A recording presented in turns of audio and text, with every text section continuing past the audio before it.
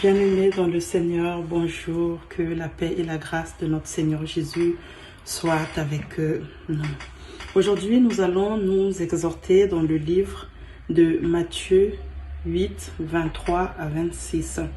Bien-aimés dans le Seigneur, notre exhortation, je l'ai intitulée « Garde la foi face à la tempête ». Nous allons lire notre parole de Dieu.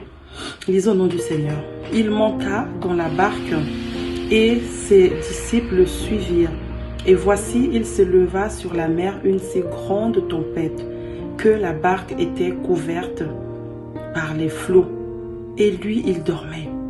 Les disciples s'étant approchés, le réveillèrent et dirent « Seigneur, sauve, nous périssons. » Il leur dit « Pourquoi avez-vous peur, gens de peu de foi ?» Alors il se leva, menaça les vents et la mer, et il y eut un grand calme. Bien-aimés dans le Seigneur, la parole de Dieu nous dit que ce sont les disciples qui ont suivi Jésus dans la barque. Les disciples ont suivi Jésus dans la barque et Jésus dormait. Et pendant que Jésus dormait, il y a eu une tempête. Et les disciples ont eu peur. Ils sont allés réveiller Jésus en disant « Maître, réveille-toi, sauve-nous, nous allons périr. » Et Jésus, en se réveillant, leur dit « Pourquoi avez-vous peur, gens de peu de foi ?» Bien-aimés dans le Seigneur, aujourd'hui, nous avons accepté de suivre Jésus-Christ comme Seigneur et Sauveur. Ce n'est pas Jésus qui nous a suivis, mais c'est nous qui avons accepté de suivre Jésus, comme ses disciples qui l'ont suivi dans la barque. Et aujourd'hui, la barque se représente notre vie. Nous avons accepté de marcher avec Jésus, de le suivre comme Seigneur et Sauveur. Oui, bien-aimés, dans la marche avec le Seigneur, il y a des tempêtes, il y a des vents. Oui, le vent souffle, la tempête est là. La tempête nous fait bouger. Mais est-ce que nous avons foi à celui qu'on accepte de suivre, Jésus-Christ?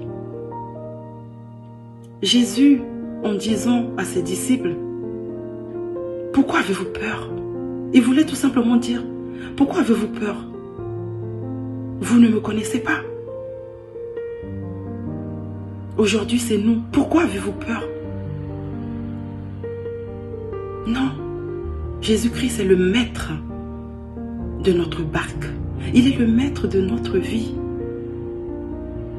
Fixons le regard en lui, car c'est lui qui calme la tempête, c'est lui qui calme le vent, c'est lui qui ramène le calme. Jésus-Christ.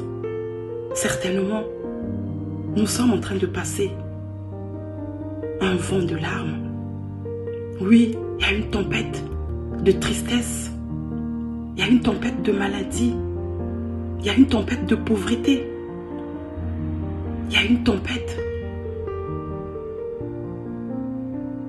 de beaucoup de choses dans la vie des enfants de Dieu. Mais fixons notre regard en Jésus. Parce que c'est lui qui a bâti cette barque. Parce que c'est lui qui a bâti notre vie. Et il est plus puissant que n'importe quelle tempête. Il est plus puissant. Parce que c'est lui le maître de notre vie. C'est lui le maître de la barque. Jésus avait calmé le vent. Et aujourd'hui, il peut aussi le calmer. Parce qu'il est le même hier, aujourd'hui, éternellement. Bien-aimés dans le Seigneur, gardons la foi en Jésus-Christ.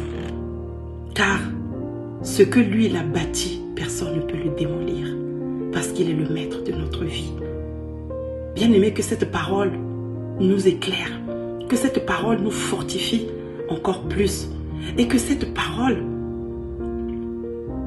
nous encourage encore à croire en notre Seigneur et Sauveur, qui est Jésus-Christ qu'on a accepté de suivre. Parce qu'il est plus puissant. Il est plus puissant que tout. Et que Dieu bénisse sa parole et que Dieu nous bénisse. Amen.